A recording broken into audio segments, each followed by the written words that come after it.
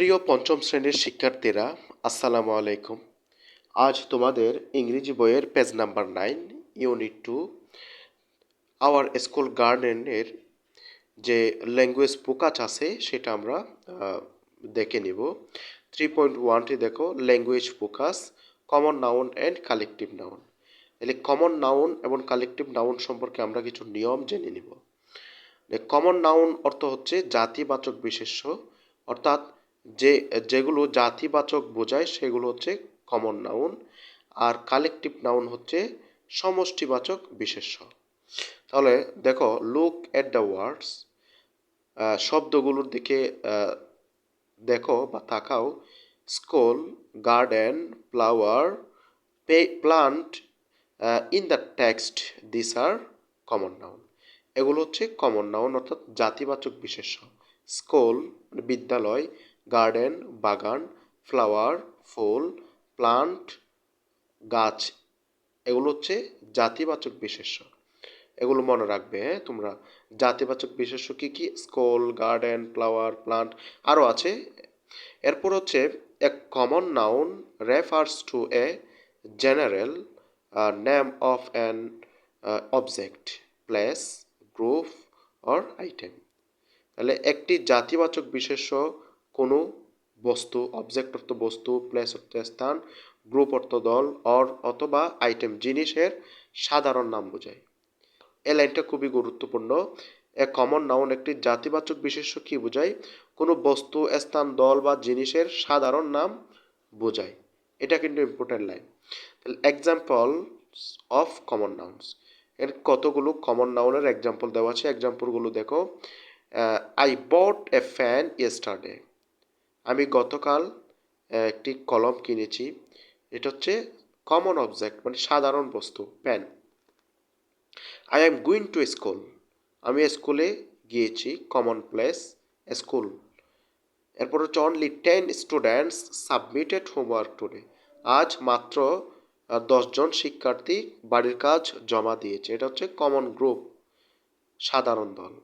The car is out of oil, তাহলে কারের তেল শেষ হয়ে গেছে, জ্বালানি শেষ হয়ে গেছে। ফয়েল অর্থ হচ্ছে জ্বালানি, সাধারণ কমন আইটেম, সাধারণ জিনিস।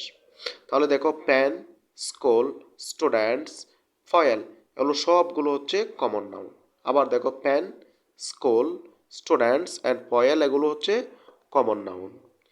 এবার আমরা again look at the words, আবার এই শব্দগুলোর দিকে তাকাও। Swarm, flock, group, set.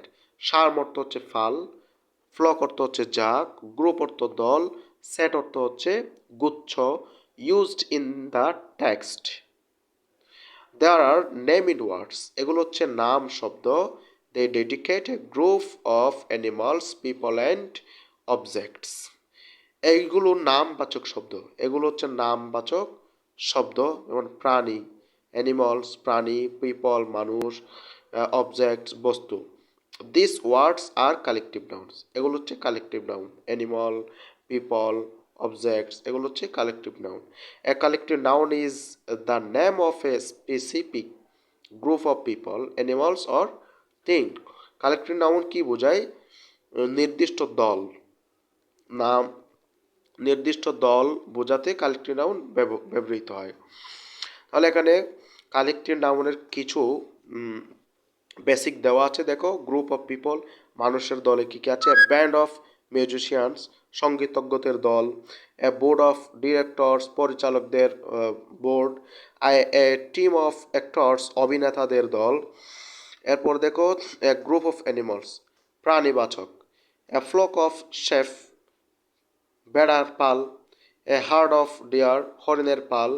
A pack of wild dogs, বন্য কুকুরের দল।